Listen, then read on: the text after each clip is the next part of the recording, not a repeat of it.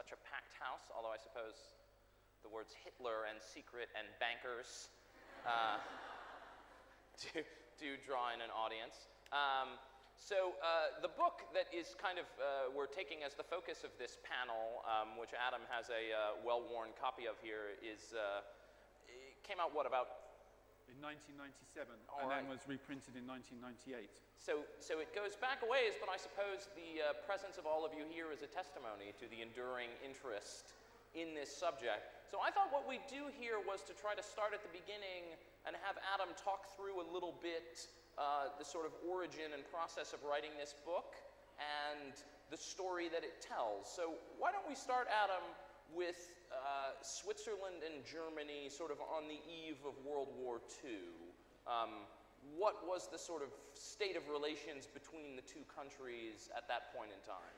Well, by the late 30s, Switzerland, of course, was getting rather nervous about Germany, its big Nazi neighbor, because Germany had absorbed Austria and was about to absorb Czechoslovakia, and everybody really understood that the war was coming. And Switzerland's big question is, how is that going to affect us? And on one level, their plans were made if the Nazis invaded to fight back. And actually, Switzerland, physically and militarily, would have been a tough one to crack, partly because of all the mountains and the nature of the terrain, whereas Poland, for example, is relatively flat. You can sweep a blitzkrieg through the place quite quickly. Switzerland would have been much tougher, would have been partisan warfare. So Switzerland did prepare, have a plan in case the Germans did attack. But they were also thinking very much that quite likely that, in fact, the Germans wouldn't attack because the Nazis needed Switzerland. So what did they need it for? They needed it for its banks. And what was the status of the Swiss banks at this point in time? For how long, by 1930, 1940, for how long had this sort of tradition of secrecy been established? Where do these banks come from?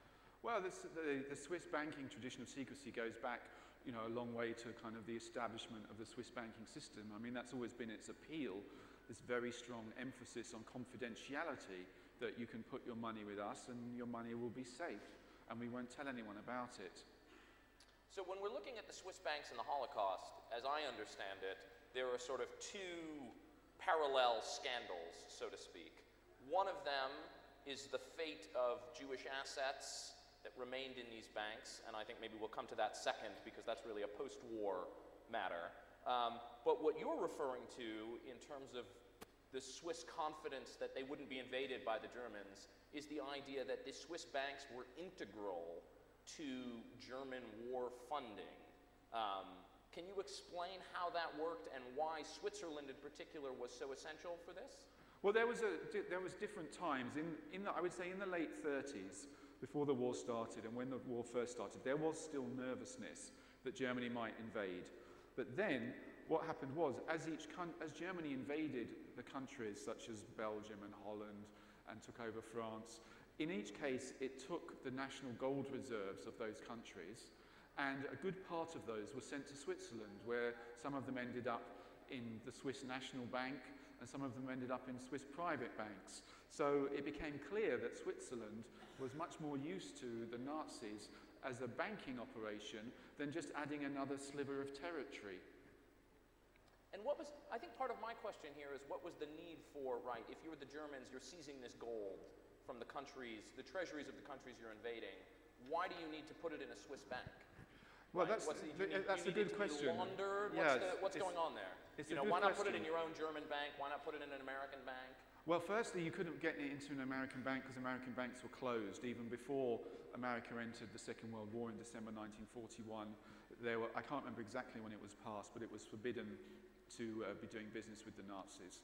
So I suppose the Germans, like everyone else, wanted their gold to be somewhere safe. And the more gold they had, the stronger their economy was. And what we forget is, you think about the Second World War, you think the whole world is ablaze, and much of Europe was ablaze, and parts of Asia and the Pacific as well. But much of it wasn't. And the trading continued. So the Swiss banks provided foreign currency. So the Germans would loot somewhere, and also we're not just talking about national assets, but the assets of Jewish families that were killed, paintings and personal riches and jewellery, and they wanted to have that because obviously the more money they have, the firmer basis for their economy. But at the same time, they can use those assets to buy foreign currency, because Germany needed foreign currency, because it needed to buy stuff for the war, for the Nazi war machine. What did it need to buy? It needed to buy chrome and tungsten from Portugal and Turkey. It needed to buy beef from Argentina.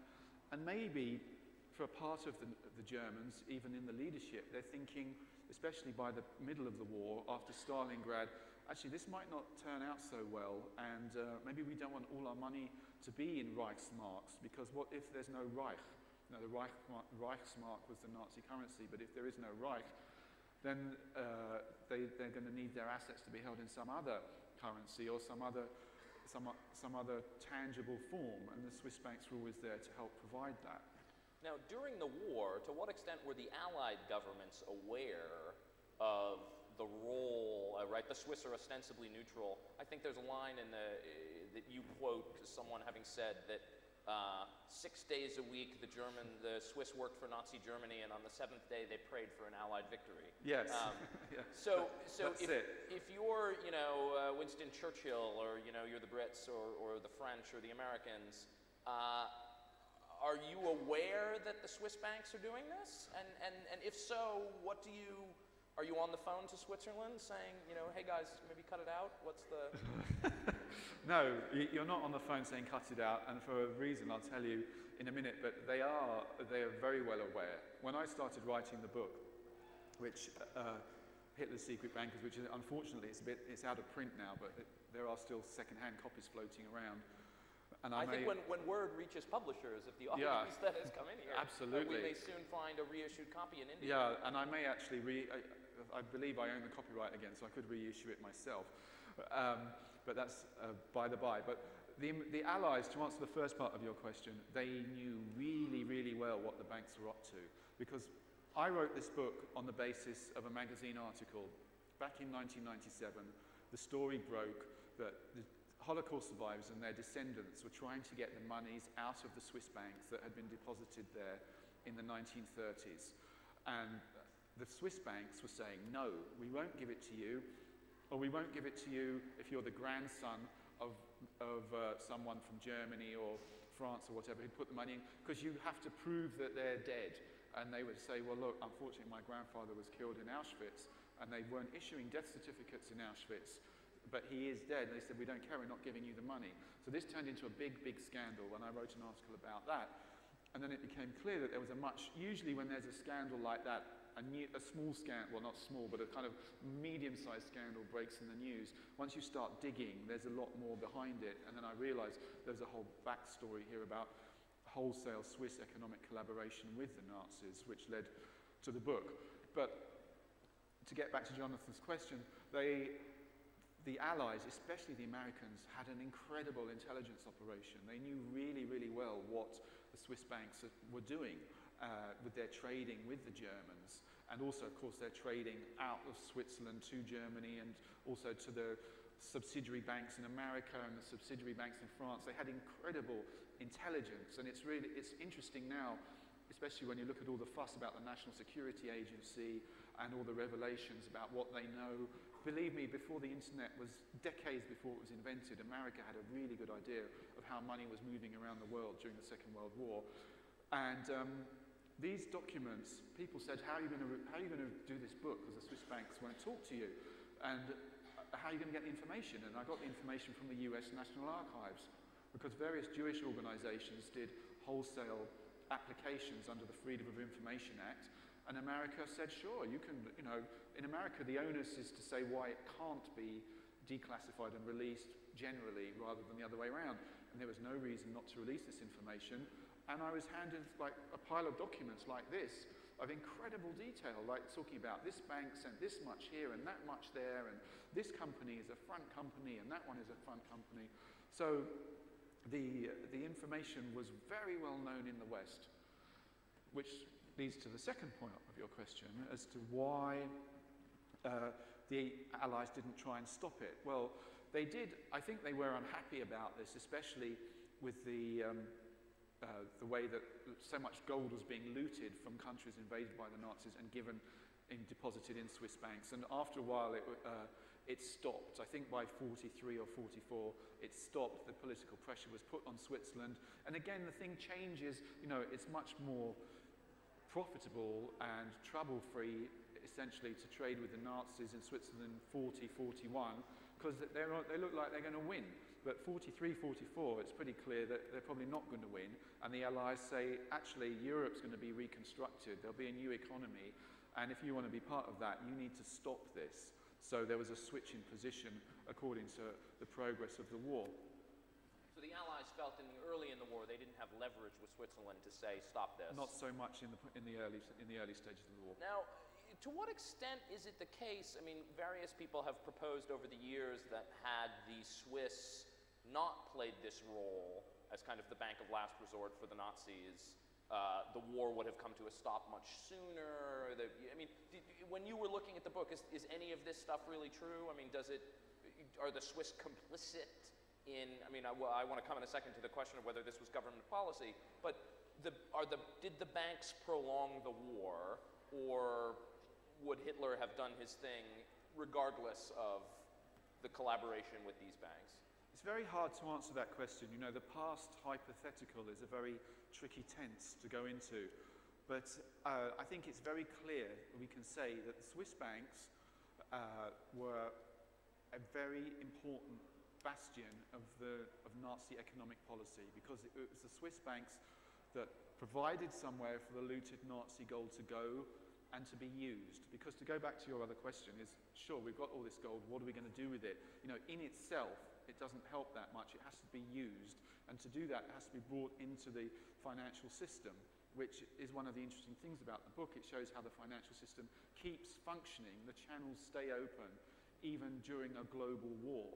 So I don't think we can say if Swiss banks had said, no, the war would have ended a year earlier or 9 months earlier or 2 years earlier.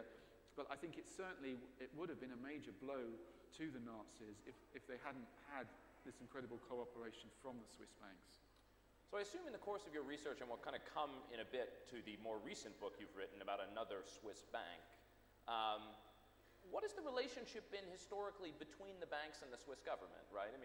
Are the banks simply an interest group of immense power within Switzerland? When we're looking at this Nazi era, was it the policy of the government to essentially collaborate in an economic way with the Nazis, or was it simply that the banks chose to do this and the government had very little power to rein in whatever the banks wanted to do?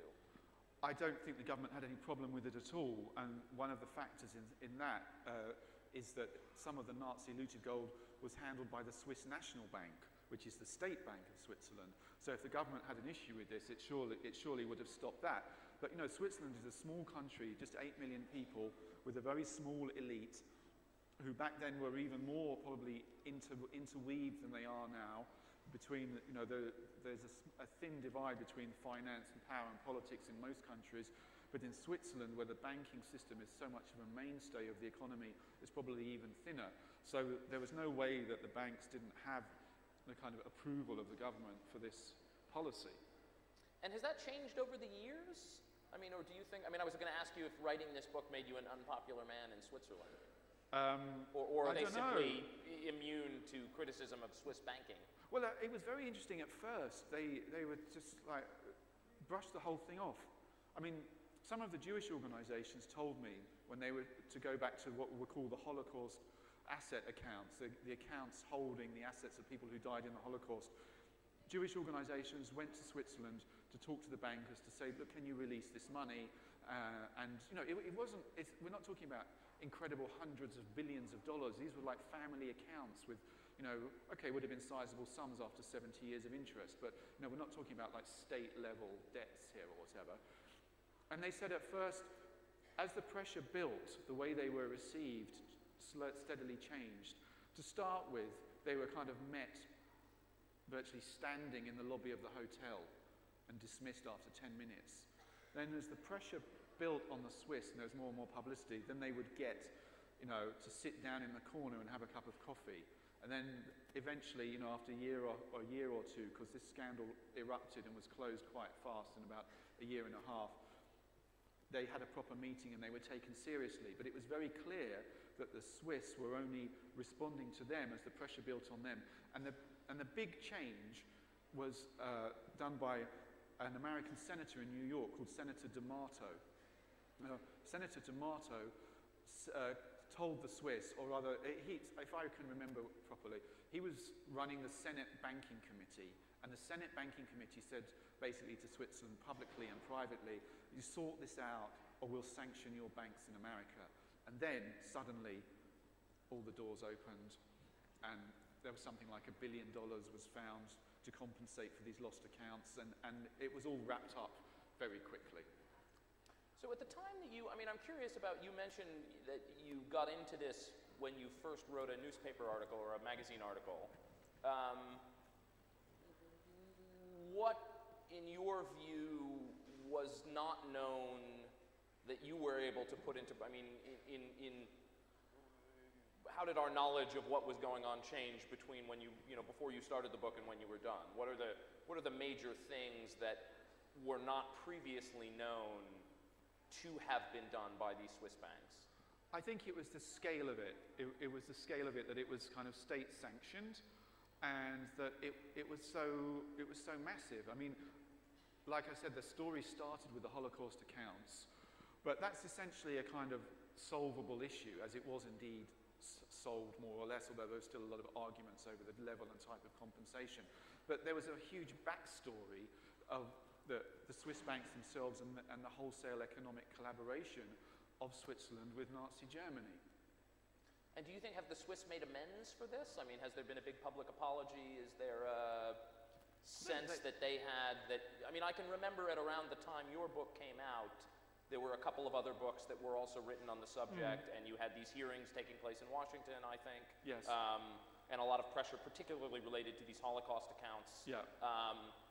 Did the Swiss feel a need to basically go on a sort of PR offensive post-late 90s to basically say, okay, we're sorry, or we're not doing this anymore? Or? Well, they did go on a PR offensive, because I remember very distinctly they realized that they had a problem, and that the traditional Swiss attitude of, just shut the door and it'll go away didn't work, because this was already the late 1990s, and the world economy was increasingly globalized, and they couldn't, just kind of cut themselves off and wait for the storm to pass, because the storm wasn't passing. And I went to see a PR firm in Washington, and it was a very unimpressive performance. I didn't think the Swiss was getting much value for their money, because the guy there just spent most of his time attacking Senator D'Amato and saying how wrong he was and how useless he was.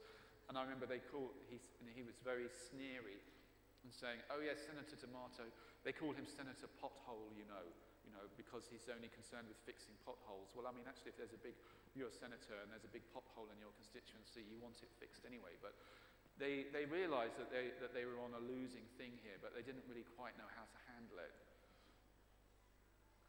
And now, do you think, I'm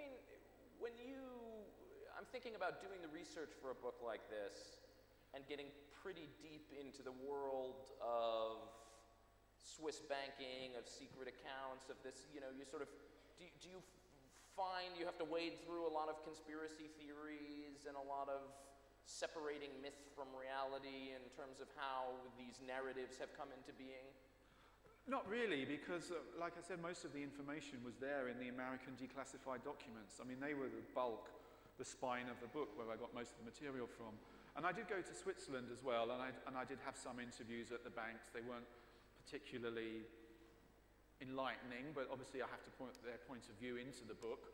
And also the Swiss National Archives were open, and I found some quite interesting things in there about the relationship between the Swiss and Nazi intelligence, and what the Swiss were really thinking, and how they were sort of, like I said, preparing that there might be an invasion, and then kind of realizing that there's not going to be an invasion. So you could trace that. So Switzerland itself, the Swiss banks obviously are not going to let me see private records of their accounts, but the Swiss National Archives were quite open and quite helpful. What is this? I mean, it's interesting. I think as we talk about this, and before the end of the panel, I think we want to come to the question of modern day. I know it's not your specialty what Swiss banks are doing today, but about the sort of the extent to which these banks are or not still used as a way for people to sort of stash, ill-gotten gains. What is the Swiss argument when someone comes to them and says, well, frankly, it's a scandal that, here we're trying to have this international financial system and we're trying to crack down on corruption and, I suppose it's not just Switzerland, right? You have places like the Channel Islands and, other offshore havens for capital. But what do the Swiss, if you go talk to a Swiss government official or to the head of a Swiss bank and say, look, this tradition of secrecy is enabling all sorts of, bad dudes to hide their money, what do they come back with? Well, they say that a bank is a commercial enterprise and has a duty of confidentiality to its customers. Same as if anyone in this room had a contract with another company and was doing business with them, it wouldn't be our right to say, show me the details of that contract, how much are you getting paid, and how does it work, because it's your own private business, and they say that those things should remain confidential. And have they fended off successfully over the years, many attempts? No, I think they're losing now, because what's happened recently is that the Organization for Economic Cooperation and Development, the OECD, has really been spearheading something called information exchange, and this is past and it's happening. Firstly, within the European Union, from either next year, it's starting kind of next year, and then it's going to become more intense the year after that. Any bank in the European Union has to send back the details to the tax authority of any foreign account holder to the foreign account holder's country. So, for example, if Mr. Schmidt from Germany goes to live in Milan and opens a bank in Milan, the Milan bank will send back all the details, including payments in and out of that, automatically by computer, by fiber optic cable, to the German tax authority.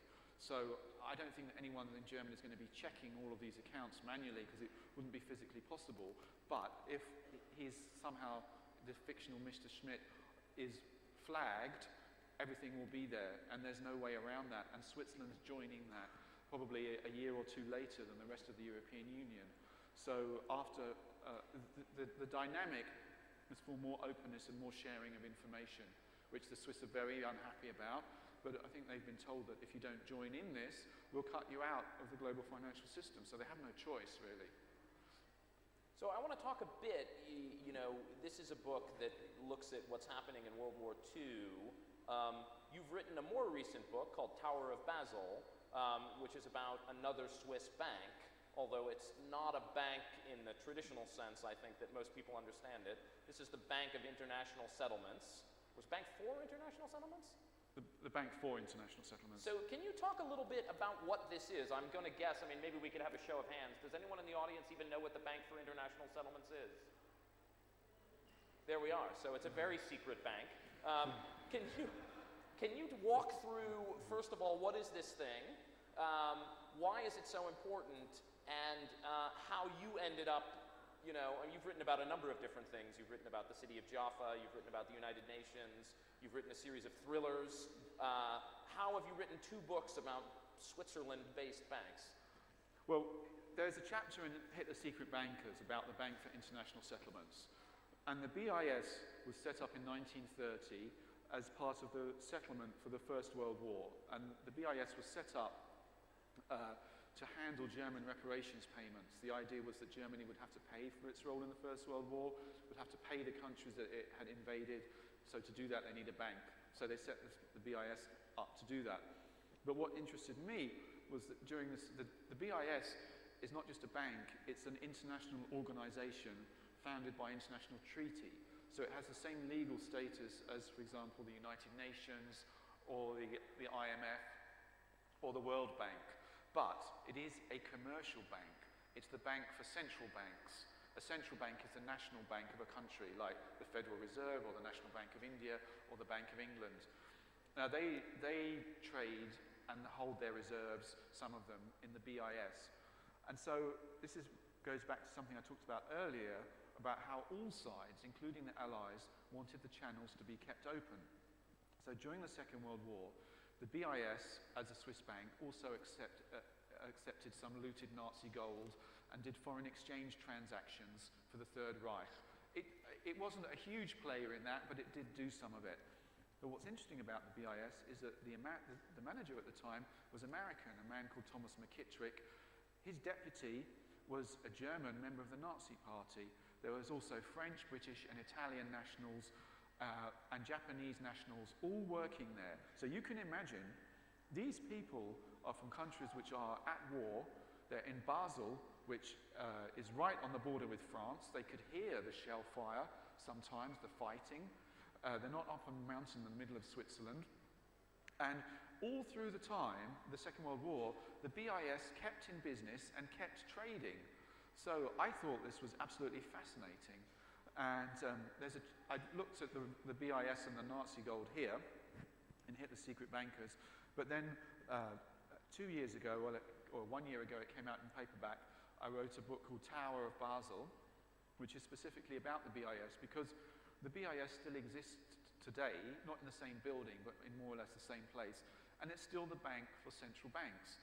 And every other month, all the central bankers of the world, including the governor of the Bank of India, go to the BIS and have these very high-powered meetings in total secrecy and confidentiality where they discuss monetary policy and the global economy and the state of the world. And I thought that was a very good story about how the banking elite during the Second World War manages to forget about the fact that they're on opposite sides and still keep trading and keep doing business. And nowadays that same institution still exists and still operates under conditions of similar secrecy. So is it a bank that basically serves in a way as it's the bank that countries use to bank with one another? I mean, is that the kind of... It's a bank for central banks. You or I cannot have an account there. Right. But you can only open an account there. If you work there, you can open an account. But so if the U.S. Federal Reserve needs to do a transaction with the Bank of England, it's cleared through the BIS? Is that... Not always, but I mean countries do trade with each other through the BIS, and the BIS provides services to them. Now, when you say, okay, and this is how the Tower of Basel opens, right? Yeah. You talk about there was this meeting every other month, very secret, yeah. or the minutes are not known, where all of the central bankers, top-tier central yeah. bankers, I suppose, from the world come together. This all sounds very sinister, like the sort of thing that, would fire the mind of a conspiracy theorist who wants to talk about the Trilateral Commission and, the Bilderbergs. And is it sinister what's going on there, or is it simply, these people have to meet and talk about things? Well, they say, in itself, it's not sinister. I mean, the BIS has a website, bis.org, because it's an international organization. You can go on the website, you can download its annual report in 5 languages for every year back to 1930. It tells you who sits on the committees at the BIS, when the meetings are held. So it's not sinister in that sense. And the people that go there are public servants, but we don't know what they talk about. My argument is that central bankers are paid out of the public purse and are civil servants and are there to serve us. And if there's 60 of them meeting in the same place every 2 months, we need to know what they're talking about. Now, the BIS and the bankers' counter-argument is they say, look, if we release the minutes of these meetings that, for example, we thought quantitative easing is a bad idea, that information would be instantly picked up by trade and currency traders around the world who could speculate and go long and go short on currencies because they would immediately understand what the implications of that were, so they have to be confidential. And I say, yeah, okay, I can understand that, but there's a happy medium. You could still give us more information. We don't even know who attends the meetings. I mean, we have an idea. We know who can attend them because that's on the BIS website, but we don't know who does attend them. And I just feel that in 2014 there should be publicly available information. And what did you learn when working on Tower of Basel about going back to the sort of Nazi era, and does more information come out in terms of the Swiss banks in the Holocaust, or? I learned more. I think the story of Swiss banks and the Holocaust has kind of been documented, but what I found really astonishing was the connection between Alan Dulles, who was the founder of during the Second World War, he was running the Office of Strategic Services station in Bern, and that's the OSS, which was the precursor of the CIA. And he was based in Bern, and the manager of the Bank for International Settlements was an American, as I said, called Thomas McKittrick, and they were old friends. And because the BIS's directors included for example, the governor of the Bank of France, the Bank of England, the Reichsbank, during the Second World War, the governors' meetings didn't take place because you couldn't actually have the governor of the Bank of England meeting the governor of the Reichsbank in Basel. That would be too much for everybody. But, for example, the governor of the Reichsbank, or the deputy rather, a man called Walter Funk, used to travel to Berlin quite often, and he would tell McKittrick what was happening in Germany, and McKittrick would tell him what was happening in America, and then McKittrick would go and tell Alan Dulles what Walter Funk had told him.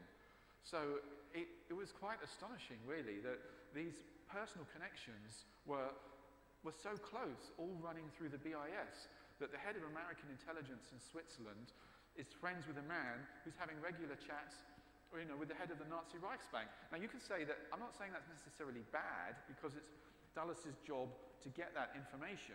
He needs to send that information back to DC and back to London to say what's happening with the state of the German economy. But I still thought it was kind of amazing. And when you go to the American archives, you can pull all this stuff up.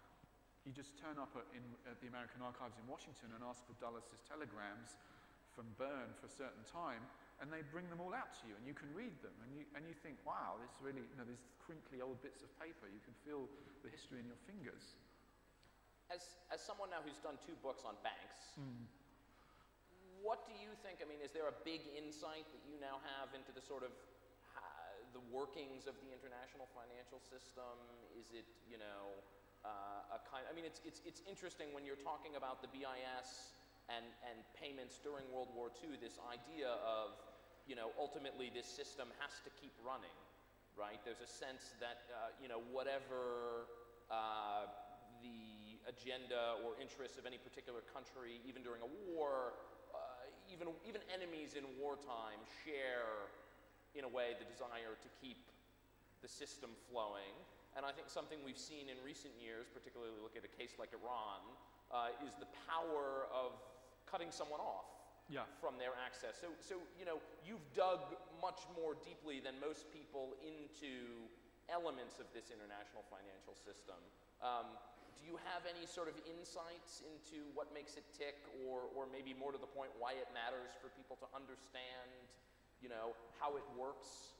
Well, I think everybody should understand. The key thing that I learned, or the key takeaway, as we say nowadays, is that money knows no borders, and it doesn't really, it matters if there's a war, but even if there's a war, the money will always find a way to keep flowing, either through the war or under it or around it.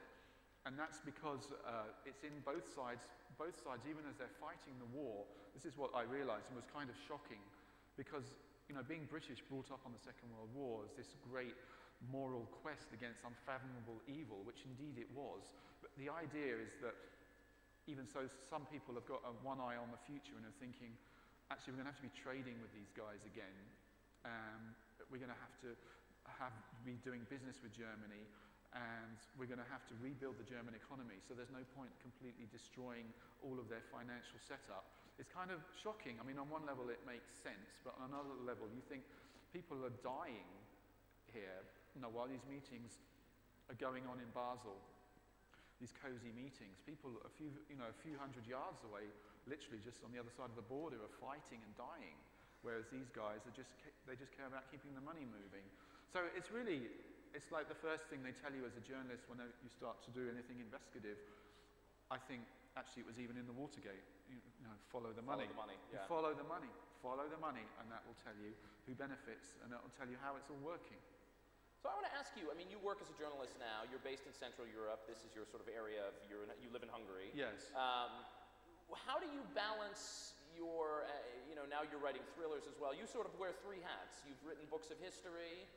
you've worked as a journalist, and you've written 2 thrillers already. Do I have 3. that right? 3.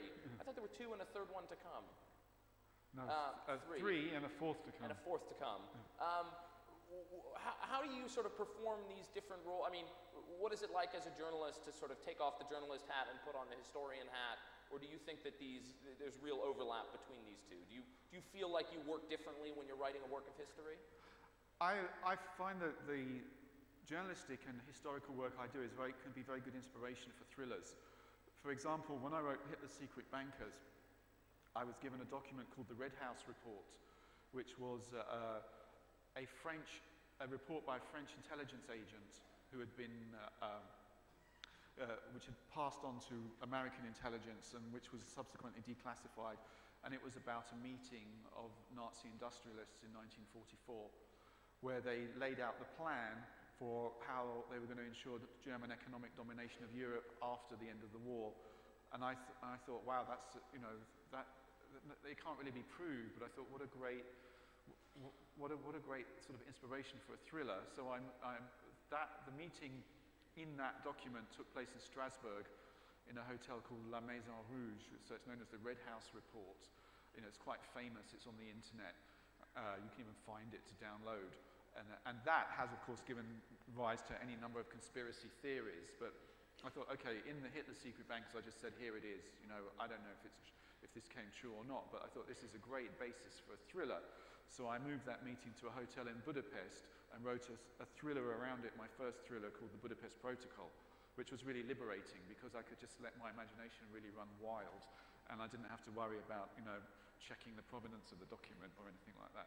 Well, this is what seems so interesting to me, though, is this idea. I mean, I was thinking about, right, it's the power of this international financial system and the resilience of the international financial system and the sense that, ordinary people have very little idea how central banks work, how the BIS works, how, even things like the IMF and the World Bank work. And my sense, in a way, is that absence of awareness is part of what gives rise to these great conspiracy theories, right? So, I'm from America. You have there a very popular sense that among people like, Ron Paul and his admirers, that, the Federal Reserve is a great conspiracy to debase American currency, and we never should have gone off the gold standard. Yeah. And, you have similar things said about the Reserve Bank of India here. And yet the more we know about what actually happens in these institutions, somehow the less powerful the conspiracy theories are. Exactly, yeah, I think you're completely right. And I think the onus is on all of us just to kind of be informed consumers, because although we're not buying anything from these institutions, they have an effect on our lives. When the central bank governors meet and discuss monetary policy, which means how much is your currency worth, how are you going to control interest rates, plus, minus. These discussions, although the BIS doesn't take decisions, they don't pass a motion that there's going to be interest rate rises or interest rate slides, but these discussions shape their thinking. And the thinking of the central bankers shapes the economy, which shapes our lives, our likelihood of finding or losing our job, our likelihood of enjoying economic growth or recession, the interest that's paid on our salaries, on our savings. So we should be informed consumers, demystify these institutions. As I say, the BIS, it has a website. It has a rather good website. Some parts of its work, it says, must remain confidential, but what it does, how long it's been there, you can go and see it. So go to bis.org, have a look. Next time you speak to a politician or your MP or something, say, what do you think about the BIS? Why don't you think there should be less secrecy? This is an institution that helps control our that helps influence our lives. So we just must be, informed, not spectators, but something between a consumer and an activist. But now, do you see a tension between your role as a journalist and then when you're writing a thriller, what you're trying to do, you're using this idea of this Red House report, when you're writing a thriller, in fact, you're trying to conjure up, yes, not necessarily conspiracies, but sinister acts. Oh, lots of conspiracies and lots of very sinister acts. Yeah.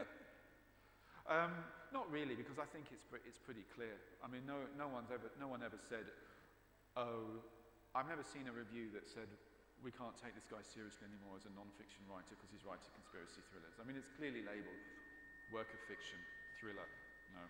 And do you feel like actually being able to do these two separate things lets you, I don't keep think some it's a balance problem in your life? Yeah. I mean, some people said, why don't you do the thrillers under another name? But I mean, I'm too much of an egomaniac to have a book out there without my name on it. So it's too much work. Now, do you think you'll go back to writing about banking, or are you done No, for I don't now? think so. I'm done. I'm done with banks. Because I'm actually not that interested in banking itself. There's very little about banking in either of these books. What I'm interested in is like power and networks and the connections and how they work. So that's what interests me. All right. Well, I think we should throw it open to the audience for some questions at this point. I don't know how much time we have left. We've got about 10 minutes. Who has a microphone? There's a fellow right there in the front. We can't actually see you from where we are, but if you speak up, it should work. You could stand up. My question is, when he researched for this banking... I don't think the microphone is working. Hello? Yeah, it's working. So, when he did research for the Nazi state money into Swiss bank, did he come across that any money that belonged to Nazi state was laundered or by Hitler or siphoned to, did he hold account, or Himmler or his cronies? Like Himmler means, besides this Nazi state holding accounts in Swiss bank, the secret bankers. Yeah. Did Hitler personally held account? Or were there personal accounts of Nazi leaders that's like right. Hitler or Himmler? And right. did some of the state money was siphoned to in their personal accounts like Himmler or Goebbels or Rommel? All right, very good. I'll let Adam field that. So the question is, did Hitler have a Swiss bank account? Yeah, or did other top Nazi leaders have personal Swiss bank accounts? I didn't find that much evidence of that. I think that the Swiss banks were more dealing with companies and with the looted gold rather than personal accounts for the Nazi leaders. All right. The woman there.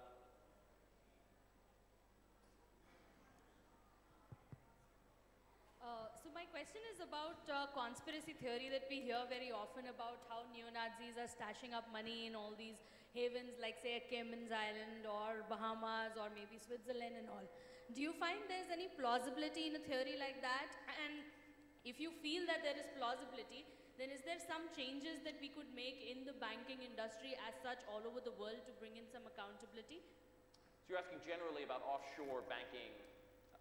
Adam, about offshore banking in the conspiracy theory about neo-Nazis. Like, are there any such groups who are stashing up money, or is there any plausibility in that theory? Neo-Nazi groups. I'm not sure. What do you know about that? Nothing really. No. I mean, so the question is, who is stashing their money offshore?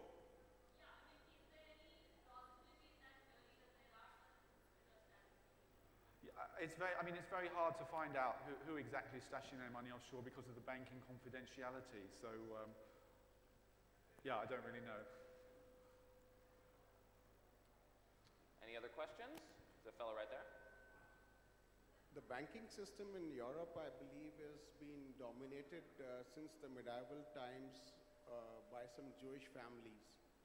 Is that true of the Swiss banks that we're talking about over here as well? You asked a whopper of a question there. Adam, is it true that Jewish families have dominated European banks? I think the answer is probably no. Well, it's not, no, I think this is a conspiracy theory in itself that Jewish families dominate European banks. There are one or two banks which have been run by Jewish families, the Rothschilds and the Warburgs, but the European banking sector is far too large and far too varied to be, dominated by Jewish families. It's a bit of a myth. And one of the important things about, for example, the Bank for International Settlements, which is one of the most powerful banks in the world, although people haven't really heard of it, its lineage, its history is firmly rooted in the Third Reich and the Nazis. So there's no Jewish connection whatsoever to it. Well, and I think I would say, if I can add a bit here, that the story that Adam tells in this book, which is the extent to which these Swiss banks collaborated with the Nazi regime, I think demonstrates rather neatly that there is not a Jewish dominance of the European banking system. Yeah, if there was, then there'd hardly be loads of Swiss banks accepting looted Nazi gold and refusing to give them their money back. I just want, something I found, I want to go back to the first questioner about the personal accounts. Although I didn't find that much information about accounts actually held by Hitler or Goering or whatever. There was an account held at UBS by a man named Max Amann, who was dealing with the royalties for Mein Kampf, because this was actually a big question for the Nazis, because Mein Kampf, Hitler's book, was kind of sold in the millions and was, published all over Hitler and all over Germany and all over the Third Reich. So Hitler got a lot of royalties for that, and the royalties went into this bank account. Any other questions? All the way at the back there, the woman with the glasses. Well, you both have glasses. You can both ask questions one after another. So my question would be like... Can you put the mic right up next to your mouth? It's very hard to hear. Yeah. Actually, my question is, like we all know about the institutions like IMF and World Bank, right? And as we all know that these institutions are being structured in the way like they have the dominance of developed world already. So, what is your opinion regarding like these institutions should get restructured so that developing countries should also have say in these institutions? Okay. And what role these institutions should play in the development of like country like India? So the question is, do we need to restructure these international financial institutions That's so that the right. developing world has a larger voice in their running? Yeah. Adam? Yes.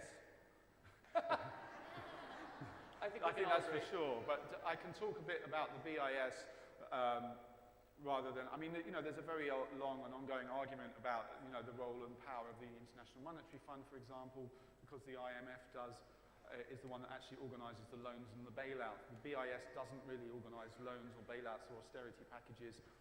So I think we can all feel very uncomfortable by these spectacles, which we saw, for example, in Greece, of the IMF coming in and demanding more cuts and more austerity when people are kind of picking through dustbins to find something to eat. So certainly, I think it's not just the developing world, but the citizens of the world in general. One of the things I suggested for the BIS in my book was that a block of shares, because the BIS as a commercial bank, the world's only international organisation that's also a commercial bank, has an AGM, an annual general meeting every year, for its shareholders, who are the central bank. So I suggested that the block of shares should be given over to non-governmental and civic organisations, so that the people of these countries whose central bankers attend the BIS meetings can also have some say in the running of the organisation. But I didn't hear back from them yet. And I think the woman in front of you, I believe, had a question. I don't know if you still have the microphone. Yeah, I go do. ahead. Okay, coming back to you as a writer, Yeah, stand up if you can. you mentioned earlier that how does it feel to wear three hats, as a journalist, as a writer of thriller novels, and your books about banks. Realizing that you're not going to write any more books about the banks and all the scrutiny that goes with it, what is difficult for you to switch from one role to the other? And when it comes to being a journalist, but you're a trained journalist, is it difficult to put facts and fiction and the mix of both in your thrillers? Is it difficult? Is it easy? Wow, it's a good question. You must make a very strong distinction. Usually when I have my writing week, I spend most of my time now writing fiction, writing thrillers. But if I have to write an article, I'll try and get that done in 2 or 3 days, and then move over to the fiction. Like, I won't do journalism in the morning and fiction in the afternoon, because you have to keep your head clear for what you're doing, because you could slide in. It hasn't really happened to me, but I can imagine that you could kind of get your worlds a bit jumbled up. So it's like journalism, Monday, Tuesday, file the article, okay, rest of the week free for fiction. Any more questions? Woman on the aisle there? What my question is... It might not be on. Hello, yeah? Yeah. So what my question is, the national funds that were stashed by the Nazis, by the conquered countries like Belgium and Poland, what happened to those funds post-war? We talked about the funds for the Holocaust survivors. But what happened to the national funds post-war with the Swiss banks? Good question. So what happened to the money? So the Belgian treasury money that ended up in a Swiss bank, were these things returned? Yeah, they were returned after the Second World War. Yes, there was a lot of discussion and debate, and they were returned. Yeah, the Belgians, for example, got their money back. The Holocaust assets have never been properly returned, but there was a compensation agreement was made. I mean, arguably, you can argue that it was better to have a global compensation agreement because then at least everyone had a fair chance of getting it, because some people had documents, some people didn't. So the compensation was paid. But then, of course, they turned into another big argument about who handles the compensation, who gets the compensation. Did you have to have an account of your grandfather, or should it just go to all Holocaust survivors, or to Jewish welfare organizations? Then a whole other big discussion started. But a substantial gesture was made eventually by the Swiss banks, but only after coming under sustained pressure from America, basically. I think we've got time for one more question. Fellow over there, or this woman over there, sorry.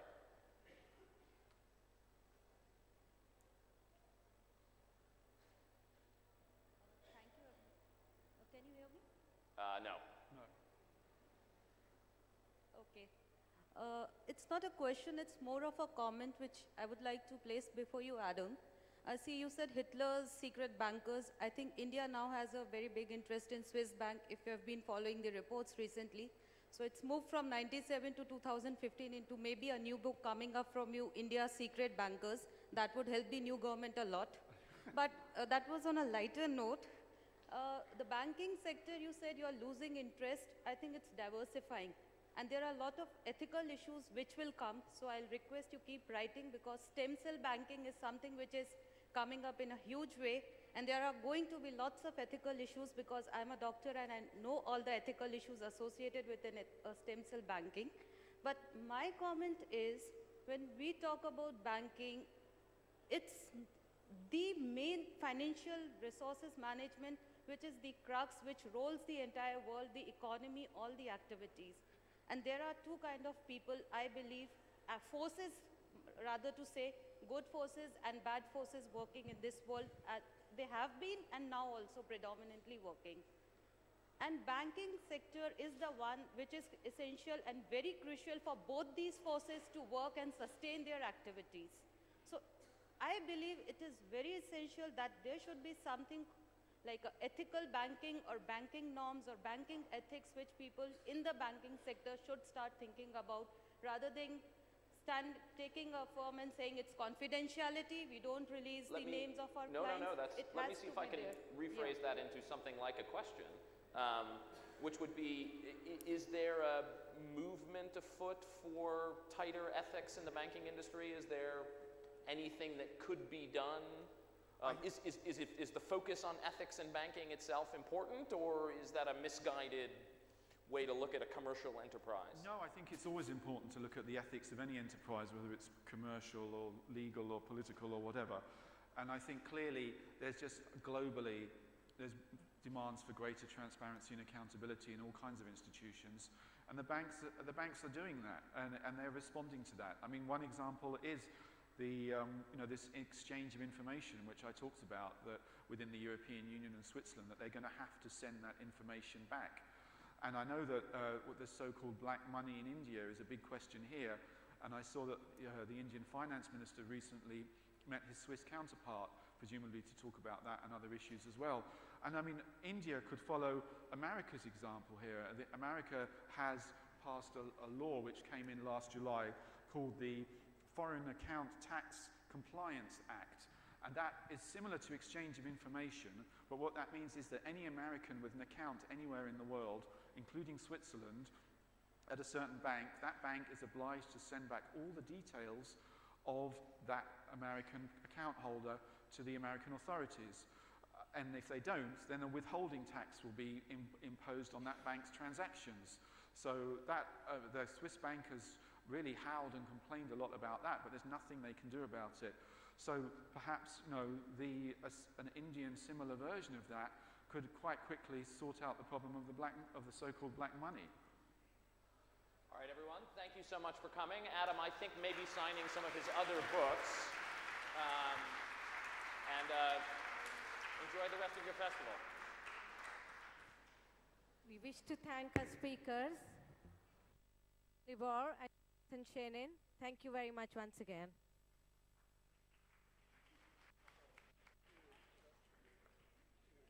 Coming up next at 3:30.